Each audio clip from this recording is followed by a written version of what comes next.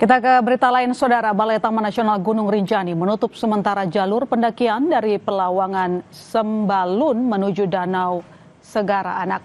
Penutupan dilakukan menyusul 3 insiden jatuhnya pendaki WNA di jalur tersebut dalam rentang waktu kurang dari sebulan setelah tewasnya pendaki Brasil Juliana Marins.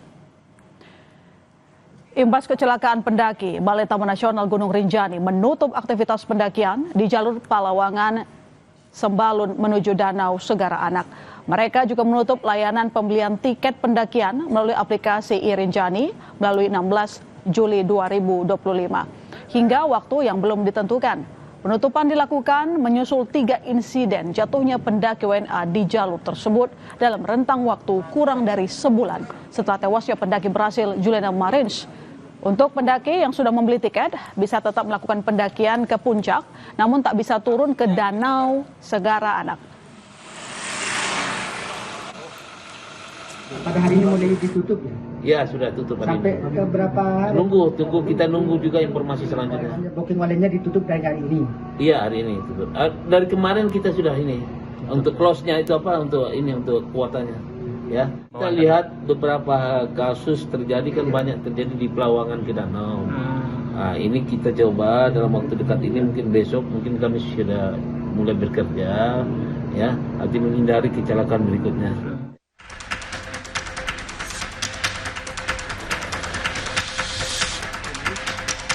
Dalam waktu 1 bulan, terjadi lagi 3 insiden pendaki warga negara asing terjatuh di jalur Pelawangan Sembalun menuju Danau Segara Anak, usai peristiwa tewasnya pendaki Brasil Juliana Marins. Seorang warga negara asing kembali mengalami kecelakaan saat mendaki Gunung Rinjani, Lombok, Nusa Tenggara Barat. Kali ini, pendaki perempuan asal Belanda Sarah Tamar van Holten terjatuh di jalur Pelawangan menuju Danau Segara Anak dan mengalami cedera pada bagian leher. Lokasi dan kondisi medan yang sulit membuat tim SAR gabungan mengupayakan evakuasi lewat jalur udara. Pendaki Belanda itu kemudian dibawa ke rumah sakit di Bali untuk perawatan.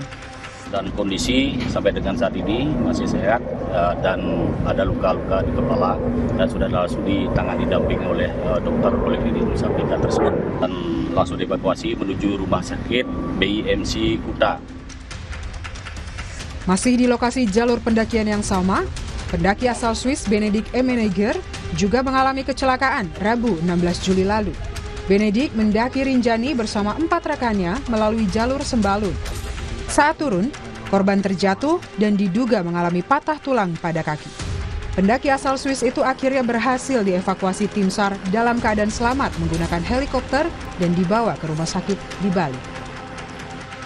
Pendaki asal Malaysia juga mengalami kecelakaan terjatuh di jalur yang sama pada 27 Juni 2025 lalu. Ia terpeleset dan kakinya terkilir saat hendak menuju Danau Segara Anak.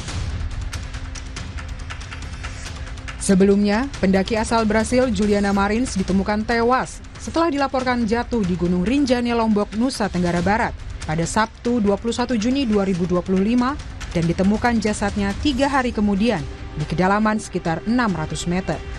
Peristiwa ini menyita perhatian publik karena proses evakuasi yang kompleks serta lokasi jatuh yang ekstrim di jalur Pelawangan Sembalun menuju Danau Segara Anak, Gunung Rinjani.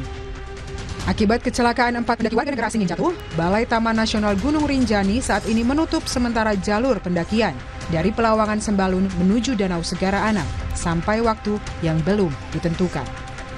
Tim Liputan, Kompas TV. Sesaat lagi di Kompas Petang, Saudara. Ketua Umum PSSI Erick Thohir memberi sinyal nama pengganti pemain depan Timnas Ole Romeni yang mengalami cedera parah dan terancam absen pada pertandingan putaran keempat kualifikasi Piala Dunia Zona Asia menghadapi Irak dan Arab Saudi. Presiden ke-7 Republik Indonesia Joko Widodo memastikan akan hadir di Kongres PSI besok yang salah satu agendanya menentukan pemilihan Ketua Umum baru.